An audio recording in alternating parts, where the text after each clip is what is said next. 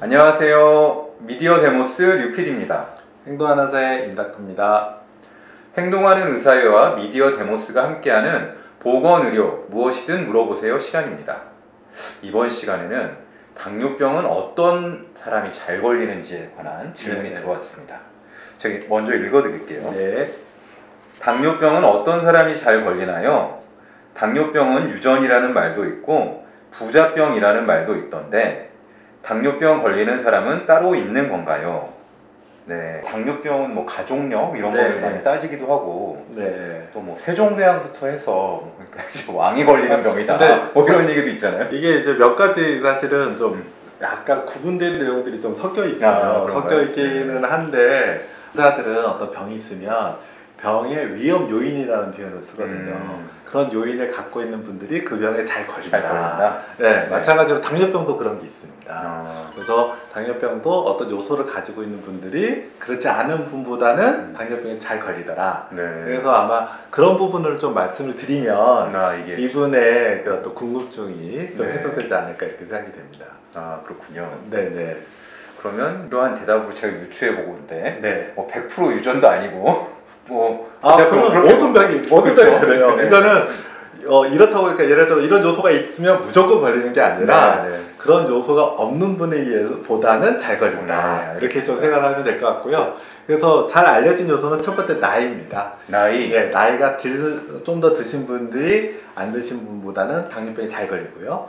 두 번째는 이제 아까 말했던 가족력이 이건 있어요. 가족력이라고 표현하죠. 그래서 부모가 있으면 부모 중에 한 분이 당뇨병이다. 그러면은 그렇지 않은 분보다 한 15% 정도 더 잘 걸리는 걸로 알려져 있고요. 만약 부모님 양쪽 두 분이 다 당뇨병이시다. 그럼 30% 정도 더 잘 걸리는 걸로 알려져 있어요. 네. 그리고 그 외에는 가장 잘 알려진 것은 비만이죠. 그렇죠. 이게 부자병이라는 말과 이어지는 내용이죠. 그래서 비만하신 분이 잘 걸리고요. 그 외 몇 가지는 운동 부족.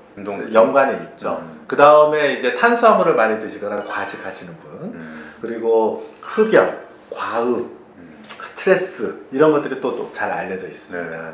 그리고 이제 특이한 좀 이거는 좀 아셔야 되는데 그 임신하는 과정에서 이제 임신 때문에 발생하는 임신성 당뇨병이라는 게 있어요. 그래서 임신성 당뇨병이 있었던 여성분들은 그렇지 않은 여성에 비해서 당뇨병이 더 잘 걸리는 걸로 돼 있어요. 이 점은 좀 아셔야 될 것 같고요. 그 외에 이제 다른 질환이 동반된 경우도 잘 걸린다고 알려져 있는데 대표적으로 고혈압, 고지혈증, 기타 심혈관계 질환이 있는 분은 그렇지 않은 분보다 당뇨병이 잘 오더라. 이렇게 좀 알려져 있습니다. 그렇군요. 그리고 마지막으로 얘기할 수 있는 것은 약물이에요. 어떤 특정 약물을 드셨을 경우에는 당뇨병이 잘 걸리거나 당뇨 같은 상황이 유발되는 경우들이 있어요. 사실 약은 부작용이 하나도 없는 약은 없습니다. 그리고 부작용도 흔히 오는 부작용이 있고 드물게 오는 부작용이 있어요.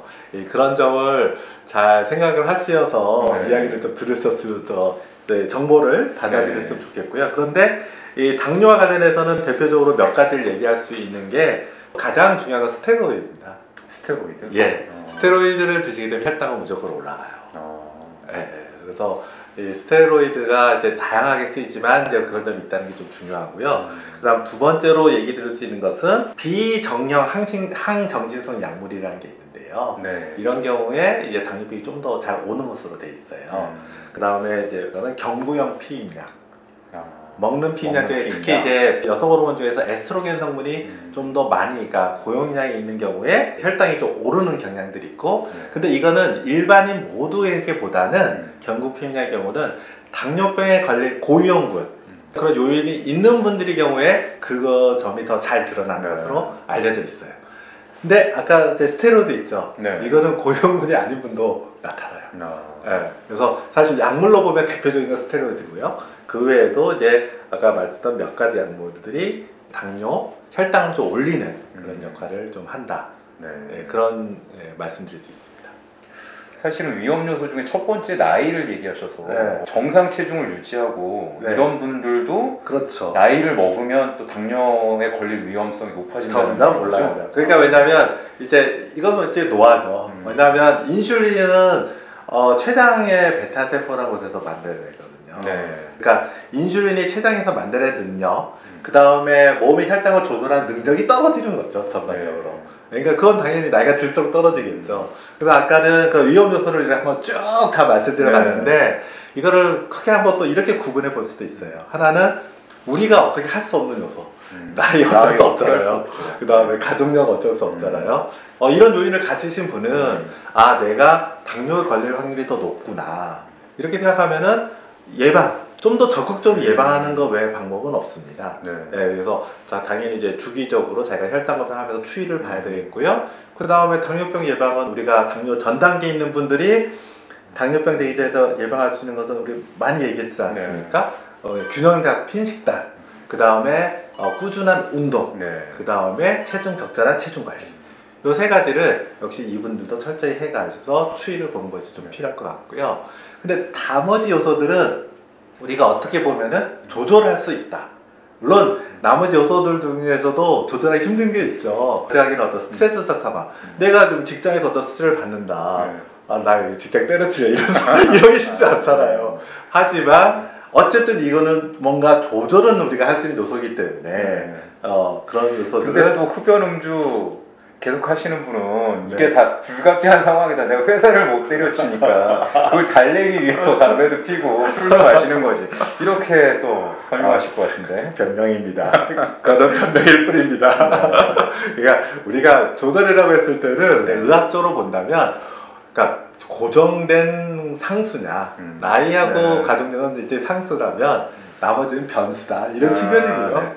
네. 임 닥터 얘기 말씀하신 것 사실은 맞습니다. 그러니까 이제 역으로 생각해 보면 이제 나이하고 가족력은 상수니까 나이는 계속 먹는 거잖아요. 그렇죠. 그리고 이제 뭐 부모님 중에 당뇨병 걸리신 분이 있으면 그것도 이제 어쩔 수 없는 거니까 자기가 고칠 수 있는 거, 그럼 이제 몸무게를 줄이고 뭐 과체중 비만이 또 위험 요소라고 했잖아요.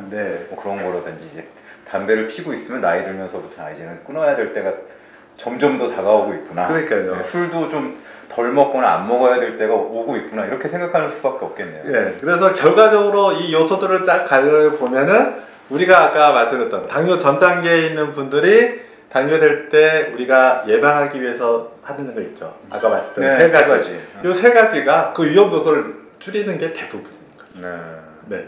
그렇게 좀 보시면 될 것 같고, 그 외에 지금 현재 뭐 있는 질환을 없앨 수는 없잖아요. 근데 있는 질환을 잘 관리하고, 다만 이제 그런 위험 요인이 있는 분들은 아, 내가 더 걸릴 확률이 높으니 이제 좀 더 예방해야겠다, 이렇게 좀 생각하시는 게 맞을 것 같습니다.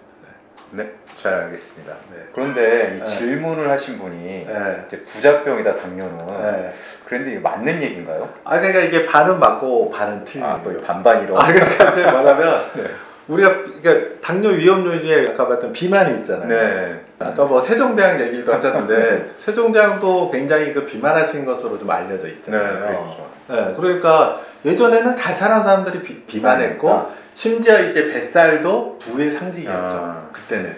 예전에는. 그렇죠. 그럼 그런 시대에는 당연히 당뇨병이 이제 부자한테 잘 걸렸을 거란 말이에요.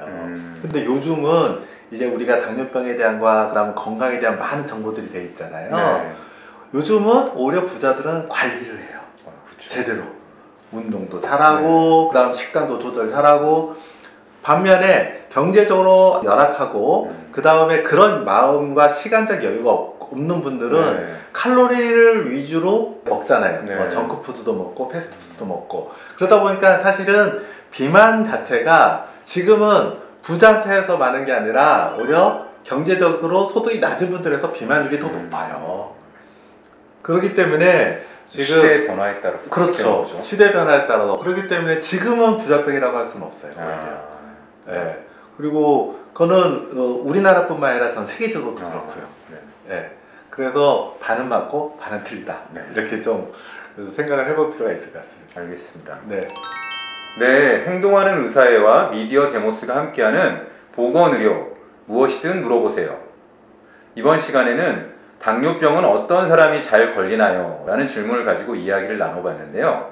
임 닥터, 마지막으로 강조하고 싶은 점이 있다면 뭔가요? 그래서 오늘 제가 그 당뇨병의 어떤 위험 요인, 이런 요인이 있는 분들은 보다 당뇨병이 잘 걸린다는 것을 좀 말씀을 드렸는데요. 결과적으로 이제 이런 요인들 중에서는 사실 어쩔 수 없는 요인들도 많거든요. 하지만 이런 요인이 있는 분들은 결국 당뇨병을 예방하기 위해서 좀 더 적극적으로 할 필요가 있고요. 그래서 우리가 그거는 당뇨병 전 단계에 있는 분들이 당뇨병이 되는 그 과정을 막기 위한 것과 일치하는 예방법입니다. 그래서 적절한 균형 잡힌 식단을 해야 되고요. 그 다음 꾸준히 운동을 하셔야 되고, 그 다음 적절한 체중을 유지하는 것, 그리고 해로운 생활 습관을 개선하는 것. 여기에 흡연과 음주가 들어가는 거죠. 네. 그래서 이거를 꾸준히 지키신다면 사실은 당뇨병 가는 것을 좀 예방도 할 수 있고, 그 다음에 당뇨병에 가는 혹시 걸리신다 하더라도 그 정도를 합병증을 많이 늦출 수 있는 거기 때문에 그 예방하기 위한 요소들을 꾸준히 실천을 해주셨으면 좋겠습니다. 네, 당뇨병 걱정이신 분들은 오늘 임닥터가 얘기한 3가지 잘 지키시면 좋을 것 같습니다. 다음 시간도 기대해 주시고요. 긴 시간 시청해 주셔서 감사합니다. 감사합니다.